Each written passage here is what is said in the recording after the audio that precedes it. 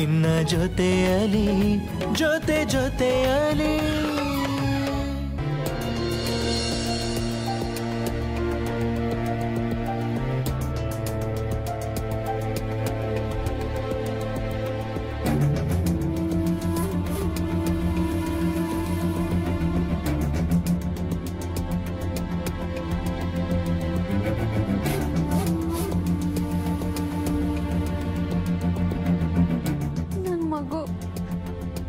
ನನ್ನ ಪಾಪು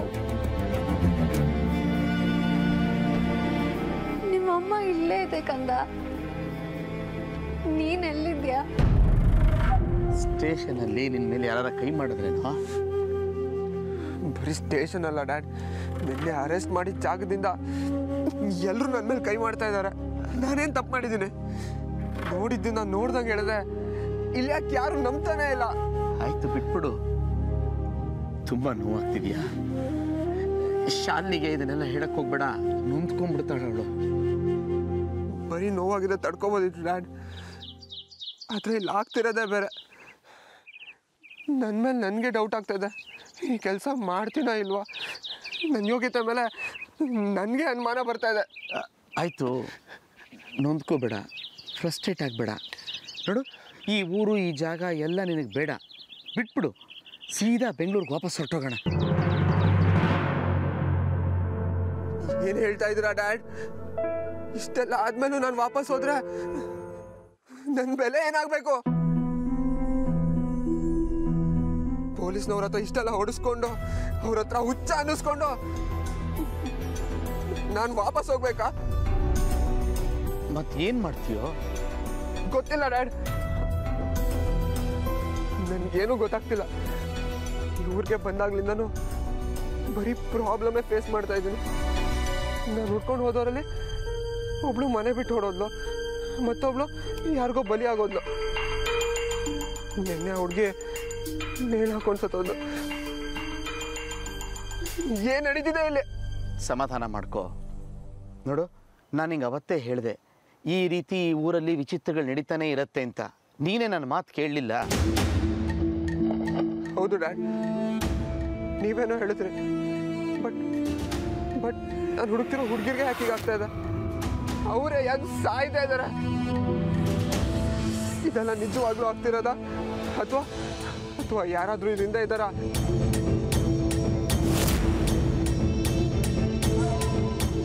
ಗಾಡ್, ನಂಗೇನು ಗೆಸ್ ಕೂಡ ಮಾಡೋಕ್ಕಾಗ್ತಿಲ್ಲ. ಅಭಯ್ ನೋಡು, ನೀನೆಷ್ಟೇ ಯೋಚನೆ ಮಾಡಿದ್ರು, ಎಷ್ಟೇ ತಲೆ ಚೆಚ್ಕೊಂಡ್ರು ಇದರ ರಹಸ್ಯನ ಭೇದಿಸೋದಕ್ಕೆ ಆಗೋದಿಲ್ಲ. ನಡೆದ ಎಲ್ಲ ಘಟನೆಗಳ ಹಿಂದೆ ಯಾರೋ ಒಬ್ರು ಕೈವಾಡ ಇರಲೇಬೇಕು ಅಂತ ಇಲ್ವಲ್ಲ. ಎಲ್ಲ ಅವ್ರವ್ರ ವಿಧಿ ಕಣೋ, ಅಷ್ಟೇ. ಅವ್ರ ಕರ್ಮ ಅನುಭವಿಸ್ತಾರೆ. ನೋ ವೇ ಡ್ಯಾಡ್, ನಾನಿದೆ ನಂಬಲ್ಲ. ಇದೆಲ್ಲ ರಂಜಿತ್ ಕೈವಾಡನೆ. ಅವನೇ ಮಾಡ್ಸಿರೋ ಪ್ರೀ ಪ್ಲಾನ್ ಮರ್ಡರ್.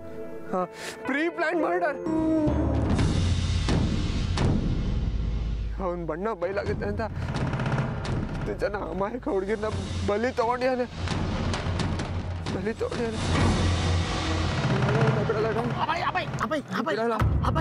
ನಾನು ಅಭಯ್ ಇಲ್ಲಿ ನೋಡಿಲಿ, ನೋಡು ನೀನು. ಅಭಯ್ ಇಲ್ಲಿ ನೋಡಿ ಬರೀ. ಅಭಯ್ ಹೇ,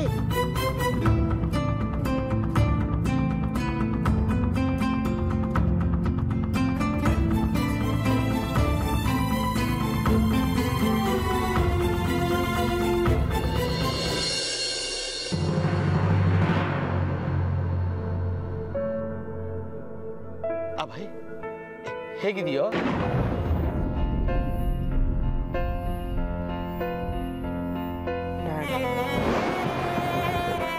ಒಂಥರ ಫೀಲ್ ಆಗ್ತಿದೆ ಡ್ಯಾಡ್.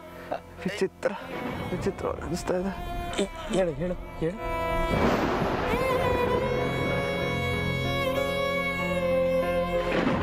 ನೋಡು, ಮನಸ್ಸಿಗೆ ಸಮಾಧಾನ ಇಲ್ಲದೆ ಹೋದಾಗ ಹೀಗೆಲ್ಲ ಆಗತ್ತೆ. ಮೇಲಾಗಿ ನಾವಿರೋದು ಈ ಹಾಳು ಕೊಂಪೆಲಿ, ಏನೇನೋ ವಿಚಿತ್ರಗಳು ಬೇರೆ. ನೋಡು ಅಭಯ್, ನನಗೆ ಯಾಕೋ ಇಲ್ಲಿ ನಾವಿರೋದು ಸರಿ ಇಲ್ಲ ಅಂತ ಅನ್ನಿಸ್ತಾ ಇದೆ. ಆದಷ್ಟು ಇಲ್ಲಿಂದ ಬೇಗ ಹೊರಟ್ಬಿಡೋಣ. ನೋಡ್ಕೋ ಹೇಗಾಗಿದೆಯಾ ನೀನು ಅಂತ. ಡ್ಯಾಡ್, ನೀವು ಚಂದನ್ ಇವತ್ತೇ ಇಲ್ಲಿಂದ ಹೊರಟ್ಬಿಡಿ. ಹಾಗಲ್ಲ ಕಣೋ, ನೀನು ನಮ್ಮ ಜೊತೆ ಬರಲ್ವಾ? ಖಂಡಿತ ಇಲ್ಲ ಡ್ಯಾಡ್. ರಂಜಿತ್ ಹುಡುಗಿನ ಹುಡುಕ್ದೆ, ನಾನು ವಾಪಸ್ ಕರ್ಕೊಂಡು ಬರ್ದೆ. ಬ್ಯಾಂಗ್ಳೂರಿಗೆ ಬರೋ ಮಾತೇ ಇಲ್ಲ. ಅಭಯ್, ಹೀಗೆ ಸುಮ್ಮನೆ ಹಠ ಮಾಡಬೇಡ ಕಣೋ. ನಿನಗೆ ನಿನ್ನ ಕೆಲಸದ ಅಗತ್ಯ ಎಷ್ಟಿದೆಯೋ ನಿನ್ನ ಸೀನಿಯರ್ಗೆ ನಿನ್ನ ಅಗತ್ಯ ಅಷ್ಟೇ ಇದೆ. ಅದನ್ನು ಕಳ್ಕೊಳ್ಳೋ ಹಾಗೆ ಮಾಡಬೇಡ. ನಡಿ ಹೋಗೋಣ. ನೋ ವೇ ಡ್ಯಾಡ್, ಈ ವಿಷಯದಲ್ಲಿ ನನ್ಗೆ ಯಾರು ಅಡ್ವೈಸ್ ಮಾಡಬೇಡಿ. ಅಭಯ್, ಅದು ಡ್ಯಾಡ್ ಪ್ಲೀಸ್ ಹೊರಟ್ಬಿಡಿ. ನನ್ನ ಪಾಡಿಗೆ ನನ್ನನ್ನು ಬಿಟ್ಬಿಡಿ. ಮಾಮ್ನ ಶಾಲಿನ ಹುಷಾರಾಗಿ ನೋಡ್ಕೊಳ್ಳಿ. ನಾನು ರಂಜಿತ್ ಹುಡುಗಿನ ಕರ್ಕೊಂಡೇ ವಾಪಸ್ ಬರೋದು. ಅಭಯ್, ಏನು ಅಂತ ಮಾತಾಡ್ತೀಯೋ? ಅಲ್ಲ ಕಣೋ, ನಿನ್ನನ್ನ ಈ ಪರಿಸ್ಥಿತಿಲಿ ಒಬ್ಬನ್ನೇ ಬಿಟ್ಟು ಹೋಗೋದಾ? ಮನಸ್ಸಾದ್ರೂ ಹೇಗೆ ಬರುತ್ತೆ ಹೇಳು ನಮಗೆ? ಅಭಯ್, ಹಾಗಾದ್ರೆ ನೀವು ಇಲ್ಲೇ ಇರಿ, ನಾನು ಹುಡುಗಿನ ಹುಡುಕಿ ಕರ್ಕೊಂಡು ಬರ್ತೀನಿ. ನನ್ನ ಹತ್ರ ಇನ್ನೂ ಕಡೆ ಚಾನ್ಸ್ ಇದೆ. ನಾಲ್ಕನೇ ಹುಡುಗಿ ರಂಜಿತ್ ಹುಡುಗಿ ಆಗಿರ್ತಾಳೆ ಅನ್ನೋ ಭರವಸೆನೂ ನನಗಿದೆ. ಯಾವುದೇ ಪರಿಸ್ಥಿತಿಲೂ ಎಷ್ಟೇ ಕಷ್ಟ ಆದ್ರೂ ಈ ಸಲ ಅವಳನ್ನ ಮಾತ್ರ ಬಿಡಲ್ಲ ಡ್ಯಾಡ್. ಹುಡುಗಿ ಕರ್ಕೊಂಡು ಬಂದೇ ಬರ್ತೀನಿ. ಹಾಗಲ್ಲ ಕಣೋ. ಏಯ್ ಅಭಯ್, ಅಭಯ್, ನನ್ನ ಮಾತು ಕೇಳು. ಅಭಯ್ ಪ್ಲೀಸ್ ನಿಂತ್ಕೋ. ತಪ್ಪು ಮಾಡ್ತಾ ಇದೀಯ ಅಭಯ್ ನೀನು.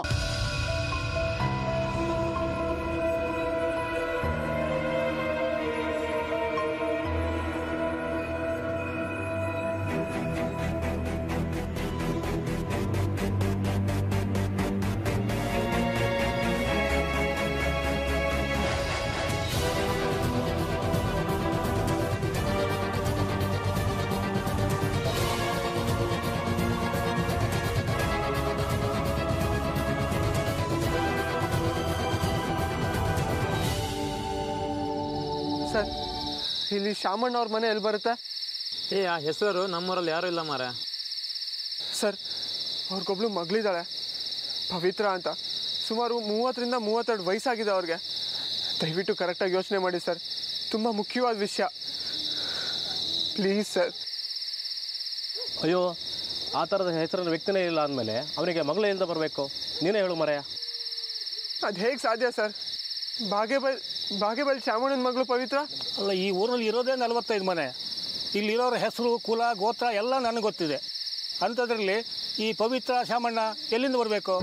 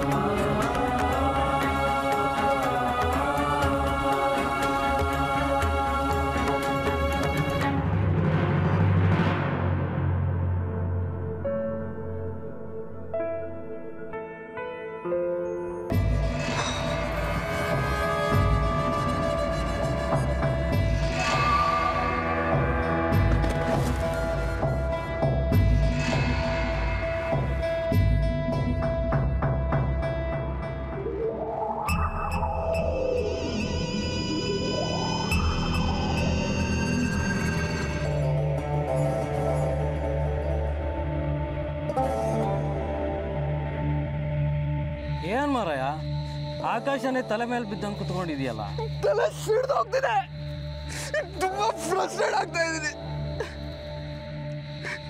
ಯಾವ್ದು ನಿಜ ಯಾವ್ದು ಸುಳ್ಳು ಒಂದು ಗೊತ್ತಾಗ್ತಿಲ್ಲ.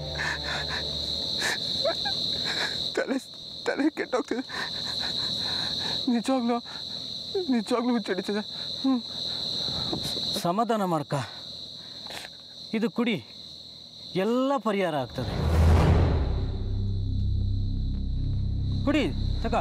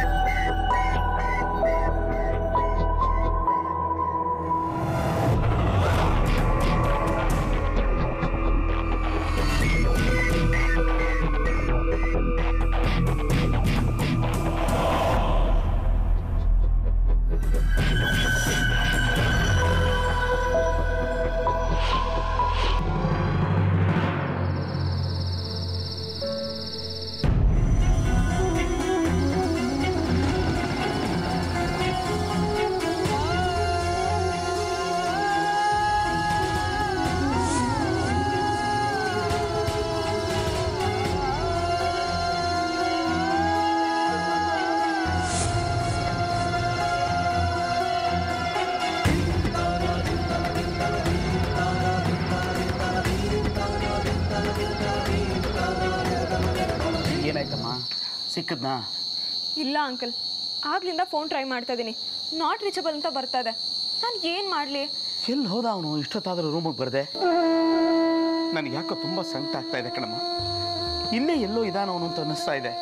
ನಾನು ಹೋಗಿ ಅವನನ್ನು ನೋಡಿ ಹುಡುಕಿ ಕರ್ಕೊಂಬಂದ್ಬಿಡ್ತೀನಿ. ಹಾಂ, ಓಕೆ ಅಂಕಲ್, ಹುಷಾರು. ನೀನು ಹುಷಾರಾಗಿರು, ರೂಮಲ್ಲೇ ಇರು, ಬಾಗಿಲು ಹಾಕೋ. ನಾವಿಬ್ಬರು ಬರೋವರೆಗೂ ಯಾರಿಗೂ ಬಾಗಿಲು ತೆಗಿಬೇಡ. ಹಾಂ, ಮತ್ತೆ ಈ ಊರಲ್ಲಿ ಹುಷಾರಮ್ಮ.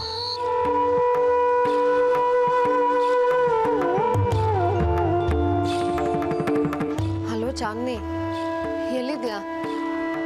ಅಭಯ್ನ ಮಾವ ಪೊಲೀಸ್ ಸ್ಟೇಷನಿಂದ ಕರ್ಕೊಂಡು ಬಂದ್ರಾ? ಅಭಯ್ ಎಲ್ಲಿದ್ದಾನೆ? ಅಭಯ್ ಪೊಲೀಸ್ ಸ್ಟೇಷನಿಂದ ಬಂದು ಮತ್ತೆ ಆ 4ನೇ ಪವಿತ್ರನ ಹುಡುಕ್ತೀನಿ ಅಂತ ಹೋದವನು ಇನ್ನೂ ವಾಪಸ್ ಬಂದಿಲ್ಲ. ಏನು, ಇನ್ನೂ ವಾಪಸ್ ಬಂದಿಲ್ವಾ? ಚಾಂದ್ನಿ, ಎಲ್ಲಿಗೆ ಹೋಗ್ತೀನಿ ಅಂತ ಆದರೂ ಹೇಳೋದ್ನಾ? ಮಾವ ಎಲ್ಲಿದ್ದಾರೆ? ದೀದಿ, ನೀವು ಟೆನ್ಷನ್ ಆಗಬೇಡಿ. ಅಭಯ್ ಏನು ಚಿಕ್ಕ ಮಗು ಅಲ್ಲ, ಬರ್ತಾನೆ. ಅಂಕಲ್ ಕೂಡ ಅವನನ್ನು ಹುಡುಕ್ತೀನಿ ಅಂತ ಆಚೆ ಹೋಗಿದ್ದಾರೆ. ಎಲ್ಲೋ ಅದಕ್ಕೇನು ಹುಡುಕ್ತಿರ್ತಾನೆ, ಬರ್ತಾನೆ ದೀದಿ. ಸರಿ ಚಾಂದ್ನಿ, ಅಭಯ್ ಮಾವ ವಾಪಸ್ ಬಂದಮೇಲೆ ನಂಗೆ ಫೋನ್ ಮಾಡೋಕ್ಕೆ ಹೇಳು, ಸರಿನಾ? ಗುಡ್ ನೈಟ್ ದೀದಿ, ಬಾಯ್.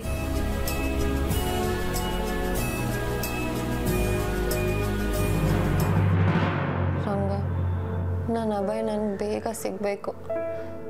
ಅವನು ಎಲ್ಲೇ ಹೋಗಿದ್ರು ಬೇಗ ವಾಪಸ್ ಬರೋ ಹಾಗೆ ಮಾಡು. ಅವ್ನಿಗೆ ಯಾವ ತೊಂದರೆನೂ ಆಗದೆ ಇರೋ ಹಾಗೆ ನೋಡ್ಕೊ. ಇದು ಒಂದು ಸಲ ಅವನ್ನ ಕಾಪಾಡು.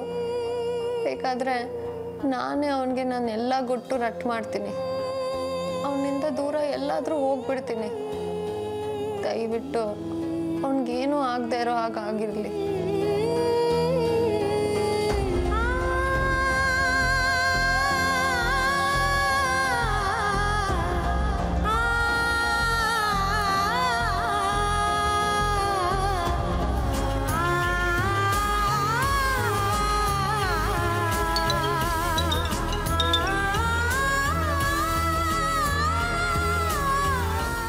ಶಾಲಿನಿ, ಏನಮ್ಮ ಇದು?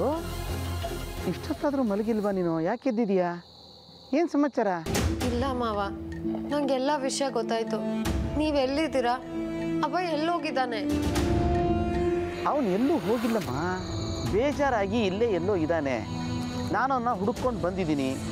ಅವನನ್ನು ಹುಡುಕೊಂಡು ಕರ್ಕೊಂಡೇ ಹೋಗ್ತೀನಿ, ಸರಿನಾ?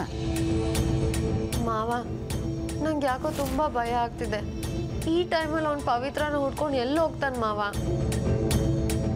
ಅಭಯ್ಗೆ ಏನಾದರೂ ಆದರೆ ನಾನು ಜೀವಂತವಾಗಿರಲ್ಲ. ಪ್ಲೀಸ್ ಮಾವ, ಅವನ್ನ ಬೇಗ ಹುಡ್ಕೊಂಡು ಕರ್ಕೊಂಡು ಬನ್ನಿ. ಅಯ್ಯೋ, ಯಾಕಮ್ಮ ಅಷ್ಟು ಗಾಬರಿ ಆಗ್ತೀಯಾ? ಅವನೇನು ಚಿಕ್ಕ ಮಗುನಾ? ಹೋದರೆ ಬರೋದಿಲ್ಲ, ತಪ್ಪಿಸ್ಕೊಂಡ್ಬಿಡ್ತಾನೆ ಅನ್ನಕ್ಕೆ. ನೋಡು, ಬಂದೇ ಬರ್ತಾನೆ ಅವನು, ಧೈರ್ಯವಾಗಿರು. ಇಲ್ಲ ಮಾವ, ಅಭಯ್ ಸಿಕ್ಕಿದ ತಕ್ಷಣ ನೀವು ಅವನ್ನ ವಾಪಸ್ ಕರ್ಕೊಂಡು ಬಂದ್ಬಿಡಿ, ಸಾಕು. ಈ ನಾಟಕ, ಸುಳ್ಳು, ಈ ರಾಧ ಅಂತಾನೆ ಬೇಡ. ನನ್ನ ದೇವ್ರಿಗೆ ನಾನು ಗೊತ್ತಿದ್ದೇ ಎಲ್ಲ ಕಷ್ಟ ಕೊಡ್ತಿದ್ದೀನಿ. ನನ್ನ ಕೈಲಿ ಆಗಲ್ಲ ಮಾವ. ನಾನೇ ಅವನಿಗೆಲ್ಲ ಸತ್ಯ ಹೇಳ್ಬಿಡ್ತೀನಿ. ಶಾಲಿನಿ, ನಿನಗೆ ಯಾಕಮ್ಮ ಪದೇ ಪದೇ ಈ ಕೆಟ್ಟ ಯೋಚನೆ ಬರುತ್ತೆ? ನನಗಂತೂ ಅರ್ಥ ಆಗಲ್ಲ. ನೀನೇ ಅವನಿಗೆ ಎಲ್ಲ ಹೇಳೋ ಹಾಗಿದ್ದಿದ್ರೆ ನಾವು ಯಾಕೆ ನಾಟಕ ಆಡಬೇಕಾಗಿತ್ತು? ಇಷ್ಟೆಲ್ಲ ಕಷ್ಟ ಯಾಕೆ ಪಡಬೇಕಾಗಿತ್ತು? ಸುಳ್ಳು ಹೇಳಿ ಅವನಿಗೆ ಮೋಸ ಮಾಡೋ ಅಗತ್ಯ ಏನಿತ್ತು ಹೇಳು? ನಂಗೆ ಗೊತ್ತಿಲ್ಲ ಮಾವ. ಈ ವಿಷಯ ಮುಚ್ಚಿಟ್ಟಷ್ಟು ಈ ವಿಷಯನ ಮುಚ್ಚಾಕೋಕೆ ಇನ್ನೂ ಕಷ್ಟಪಡಬೇಕು. ಸುಳ್ಳು ಹೇಳ್ತಾನೆ ಇರಬೇಕು. ಒಂದೇ ಒಂದ್ಸಲ ಎಲ್ಲ ವಿಷಯ ಹೇಳ್ಬಿಟ್ರೆ ಎಲ್ಲ ಸುಳ್ಳಿಗೂ ಅಂತ್ಯ ಸಿಗುತ್ತೆ ಮಾವ. ಶಾಲಿನಿ, ದಯವಿಟ್ಟು ಇಂಥ ತಪ್ಪು ಯೋಚನೆಗಳನ್ನ ಬಿಟ್ಬಿಡು. ಬೇಡ ಮಾವ, ಬರೀ ನನ್ನ ಜೀವನ ಹಾಳಾಗ್ತಿದ್ರೆ ಪರವಾಗಿಲ್ಲ. ಆದರೆ ನನ್ನ ಚರಿತ್ರೆ ಮುಚ್ಚಿಡೋಕ್ಕೋಸ್ಕರ ಪಾಪ ಆ 3 ಜನ ಹುಡುಗಿರ ಜೀವನನೇ ಹಾಳಾಗೋಯ್ತು. ನನ್ನಿಂದ ಯಾರಿಗೂ ತೊಂದರೆ ಆಗಬಾರ್ದು. ನಾನೇ ಅವನ ಮುಂದೆ ಎಲ್ಲ ಒಪ್ಕೊಳ್ಬಿಡ್ತೀನಿ. ಅಯ್ಯೋ ತಡ್ಡಿ, ಅದ ನಿನ್ನ ಚಿಂತೆ? ನೋಡಮ್ಮ, ಯಾವ ಹುಡುಗಿಯ ಜೀವನನೂ ಹಾಳಾಗಿಲ್ಲ. ಅವೆಲ್ಲ ನಾನು ಆಡಿಸಿರೋ ನಾಟಕ ಅಷ್ಟೇ. ಅವರೆಲ್ಲ ನನ್ನ ಆಟದ ಆಟಗಾರರು. ಮಾವ? ಹೌದಮ್ಮ. ಏನಾಯ್ತು ಅಂದರೆ ಆ ಸೈಕ್ರಾಟಿಸ್ಟ್ ಹತ್ರ ಹೋದ್ನಾ? ಏನ್ರಿ, ಅವನು ಯಾವನೋ ಬಂದು ನಿಮ್ಮನ್ನು ಡೀಟೇಲ್ಸ್ ಕೇಳಿದ್ರೆ ಎಲ್ಲ ಕೊಟ್ಬಿಡ್ತೀರಾ? ಎಷ್ಟು ಇಸ್ಕೊಂಡ್ರಿ ದುಡ್ಡು? ಸರ್ ಅದು ಏನದು? ಕಡ ಆ ಹೆಸರು ನಮ್ಮ ಆಫೀಸಲ್ಲಿ ಇಲ್ಲ ಅಂತ ಹೇಳಿಲ್ವಾ? ಹೋಗ್ತಾ ಇರಬೇಕು.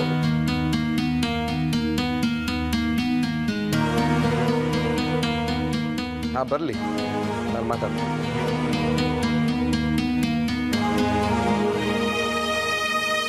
ಅಲ್ಲ, ಅವನು ಯಾವನೋ ಹುಡುಗ ಬಂದು ನಿಮ್ಮ ಹುಡುಗಿಗೆ ಹುಚ್ಚಿಡಿದಿದೆ ಅಂತ ಊರಲ್ಲೆಲ್ಲ ಸುದ್ದಿ ಹಬ್ಬಿಸ್ತಾ ಇದ್ರೆ ಸಹಿಸ್ಕೊಂಡು ಸುಮ್ಮನಿರ್ತೀರ?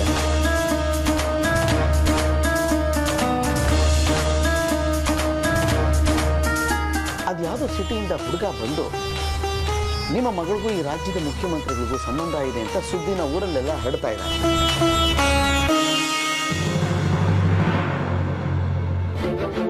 ತಗೊಳ್ಳಿ, ನಿಮ್ಮ 2 ವರ್ಷದ ಬೆಳೆ ನಾಶದಿಂದ ಆಗಿರೋ ಲಾಸ್ ಅಷ್ಟು ದುಡ್ಡು ಕಟ್ಕೊಡ್ತಾ ಇದ್ದೀನಿ.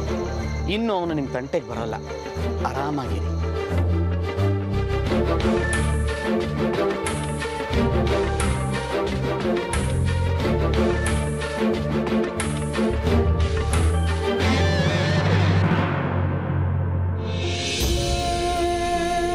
ಅಭಯನ ಹುಡುಕಾಟದಲ್ಲಿ ಅವನನ್ನು ಸೋಲ್ಸೋ ಹೊತ್ತಿಗೆ ಇಷ್ಟೆಲ್ಲ ಆಯಿತು ನೋಡಮ್ಮ.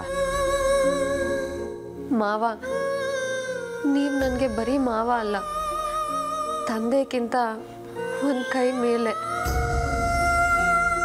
ಯಾವ ತಂದೆ ಕೂಡ ಮಾಡದೇ ಇರೋದು ನೀವು ನಿಮ್ಮ ಸೊಸೆಗೋಸ್ಕರ ಮಾಡ್ತಿದ್ದೀರ. ನಾನು ಅದಕ್ಕೆ ಯೋಗ್ಯಳಲ್ಲ. ನೋಡು ಅಲ್ಲಮ್ಮ, ಖುಷಿ ಪಡೋ ಹೊತ್ತಿನಲ್ಲಿ ಇಂಥ ಮಾತುಗಳೆಲ್ಲ ಈಗ ಬೇಕಾ ಹೇಳು? ನೋಡಮ್ಮ, ಇನ್ನು ಮುಂದೆ ನಿನಗೆ ಈ ವಿಚಾರದಲ್ಲಿ ಯಾವ ನೋವೂ ಆಗಲ್ಲ, ಯಾವ ಸಂಕಟವೂ ಆಗಲ್ಲ. ಇವತ್ತಿಗೆ ಎಲ್ಲ ಮುಗಿದೋಯ್ತು. ಇನ್ನು ಮುಂದೆ ನೀವಿಬ್ಬರು ಸಂತೋಷವಾಗಿ ಇರ್ತೀರಿ. ಅದು ನೀವು ಒಳ್ಳೆತನ ಮಾವ. ನನ್ನಂಥ ಸೊಸೆಗೆ ನೀವಿಷ್ಟು ಒಳ್ಳೆ ಜೀವನ ಕೊಡಬೇಕು ಅಂತ ಒದ್ದಾಡ್ತಿದ್ದೀರ. ನಿಮ್ಮ ಋಣ ತೀರ್ಸೋ ಯೋಚನೆ ಮಾಡಿದ್ರು ನಾನು ಚಿಕ್ಕವಳು ಆಗ್ಬಿಡ್ತೀನಿ. ನಿಮ್ಗೆ ಹೇಗೆ ಥ್ಯಾಂಕ್ಸ್ ಹೇಳಬೇಕು ಅಂತ ಗೊತ್ತಾಗ್ತಿಲ್ಲ. ದಡ್ಡಿ ಕಣಮ್ಮ ನೀನು. ತಂದೆಯಾಗಿ ನಾನು ನನ್ನ ಕರ್ತವ್ಯ ಮಾಡಿದ್ದೀನಿ ಅಷ್ಟೇ. ಅದಕ್ಕೆ ಈ ಫಾರ್ಮ್ಯಾಲಿಟೀಸ್ ಎಲ್ಲ ಬೇಕಾಗಿಲ್ಲ. ಶಾಲಿನಿ, ನೀನು ನಮ್ಮ ಮನೆ ಮಹಾಲಕ್ಷ್ಮಿ ಕಣಮ್ಮ. ನಮ್ಮ ಮನೆ ಬೆಳಗೋದಕ್ಕೆ ಅಂತ ಬಂದಿರೋಳು ನೀನು. ಒಬ್ಬ ಮನೆ ಹಿರಿಯನಾಗಿ ಏನು ಮಾಡಬೇಕೋ ಅದಷ್ಟನ್ನು ಮಾತ್ರ ನಾನು ಮಾಡಿದ್ದೀನಿ. ನೋಡು, ಈ ಕ್ಷಣಕ್ಕೆ ನಿನ್ನ ಹಳೆ ಕತೆ ಎಲ್ಲ ಸತ್ತೋಯ್ತು. ನೀನು ಇವತ್ತಿಂದ ಬರೀ ಶಾಲಿನಿ ಮಾತ್ರ. ನಿನ್ನ ಜೀವನದಲ್ಲಿ ಅಭಯ್ ಮಾತ್ರ ಇರ್ತಾನೆ. ಮಾವ, ಅಭಯ್ ಅವನ ಬಗ್ಗೆ ತಲೆ ಕೆಡಿಸ್ಕೋಬೇಡ ಕಣಮ್ಮ. ಅವನು ಎಲ್ಲೇ ಇದ್ರೂ ನಾನು ಅವನ್ನ ಹುಡುಕಿ ಈ ಊರಿನ ಸವಾಸ ಸಾಕು ಅಂತ ಅನಿಸಿ ಅವನನ್ನು ಬೆಂಗಳೂರಿಗೆ ಕರ್ಕೊಂಡ್ಬರ್ತೀನಿ. ನಿನ್ನ ಮುಂದೆ ನಾಳೆನೇ ನಿಲ್ಲಿಸ್ತೀನಿ. ಅಷ್ಟು ಮಾಡಿ ಮಾವ.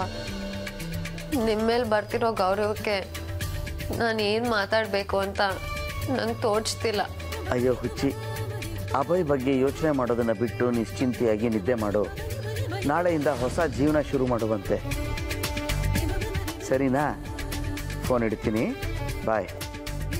ಸರಿ ಮಾವ, ಬಾಯ್.